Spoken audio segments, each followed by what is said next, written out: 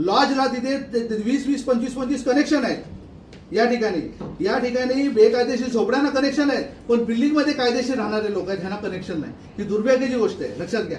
आज ते लोक टॅक्स भरतात, जे टॅक्स भरत नाही त्यांना पाणी आहे. तुमच्या टँक मध्ये पाणी येतं टँकरसाठी, पण नागरिकांच्या नळाला का पाणी येत नाही, हा मोठा प्रश्न लोकांच्या समोर आहे. मोठ्या प्रमाणात लॉज आहे. लॉज मध्ये जे गिराईक येतात ना, दारू बिरू प्यायला, त्यांच्या गाड्या धुतात. आमचा जीव जळतो साहेब. मीरा भाईंदरमध्ये एक टाइम 2 दिवसांनी पाणी येतं, आणि हे लॉज मध्ये जर धुत असेल पाणी, जीव कसं पाणी मिळतं सांगा तुम्ही. म्हणून मला काय म्हणजे बघा, गेल्या टायमाला मी नाणेकर साहेबांना सांगितलेलं, प्रत्येक लॉज मध्ये ना तुम्ही चेक करा, सगळे डमी कनेक्शन त्या ठिकाणी आलेले. आमचा आरोप आहे या ठिकाणी. आज तुम्ही म्हणजे विचार करा, ग्रीन कोर्ट क्लब मध्ये आता ऍक्च्युअली मीटिंग आहे, एक काम करा. दुसरा विषय असा आहे साहेब, तुम्ही CRZ चा विषय करताय. या ठिकाणी CRZ मध्ये दिवसांदिवस या ठिकाणी झोपडपट्टी वाढते. CRZ डिपार्टमेंट तेव्हा काय करतो, तुम्हाला परमिशन देण्यासाठी, पाण्यासाठी तुम्हाला परमिशन घ्यायला लागते तुम्हाला नगरपालिकेला. आणि या CRZ मध्ये लोक तुमच्याकडे किती शिष्टमंडळ येऊन गेले साहेब, CRZ मध्ये काम चालू आहे, काम झालं, त्याच्यावर कुठली ऍक्शन नाही. पण CRZ येवा तेव्हा कुठे असते, हा विषय आहे ना शेवटी. आणि साहेब CRZ विषय तुम्ही जसा परमिशन काढला, हे CRZ विषय सांगतात, हे आपला उटन आणि आपला मीरा भाईंदरचे विषय नाही रे बाबा. CRZ पालघरचे आहे. हो साहेब, CRZ आहे की नाही सांगा मला. का CRZ इकडे वेगळ्या त्याला नोटिफिकेशन इकडे आहे का नाही ना.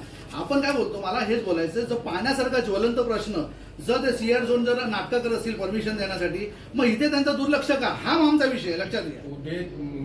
मुडेची बाहेर न जाताना ठीक आहे आपला, त्यामुळे मी स्वतः प्रयत्न आपला हे ऍडव्होकेट जनरल दिल्या, पण प्रयत्न करू. तुम्ही जसं सांगितले लोच मध्ये म्हणजे जे परवानगी नाही आहे, तो आता ऍक्च्युअली मीटिंग मध्ये मुद्दे घेऊन घ्या आणि त्यांचं करून नंतर यादी पण घ्या की कोण कोण जे आहे त्यांचं. साहेब सगळं माहिती आहे का, ठीक आहे, हे तुमचं सगळं माहिती. मी का माझे मित्र आहेत ते, त्यांना माझेवर आमचं सगळं बोलणं झालेलं, विचारा प्रत्येक टायमाला. आणि साहेब काय माहिती आहे तुम्हाला, जेवढे आता तुम्ही जेवढे डायलॉग बोललात ना, हे फोटो फ्रेम वाले लक्षात घ्या. आमच्या प्रत्येक आयुक्त आम्हाला हेच बोलतो, आम्हाला अलिबाबानी गाजर, आम्हाला अलिबाबानी गाजर तर आम्हाला डायजेस्ट होत नाही. आणि तुम्ही जे बोललात ना, माझे कसं तुम्ही IAS ऑफिसर ह्याच्या अगोदर नॉन IAS होते, बरोबर. टेक्निकल नॉलेज तुम्हाला, तुम्ही IAS मध्ये तुमची एक जबाबदारी आहे, तुमची एक पात्रता आहे, तुमची एक लेवल आहे, तुम्ही अभ्यास करू शकता. माझं तुम्ही जसं बोलला तर तुमच्या कार्यकाळामध्ये हे मिळावं ही आमची पण इच्छा आहे. फक्त साहेब लॉ अँड ऑर्डर कुठेतरी पालन व्हावं.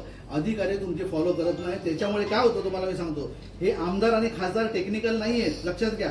त्या पाप त्यांच्या डोक्यावर येतं, लक्षात घ्या. तुला अधिकारी सक्षम नसल्यामुळे, अधिकारी कुठे कार्यरत नसल्यामुळे अधिकारी काय करतात, आमदारचा फोन आला साहेब ते असं नाही असं आहे, असं नाही असं आहे, मग ते आमदार त्याचे डायलॉग करणार नागरिकांवर.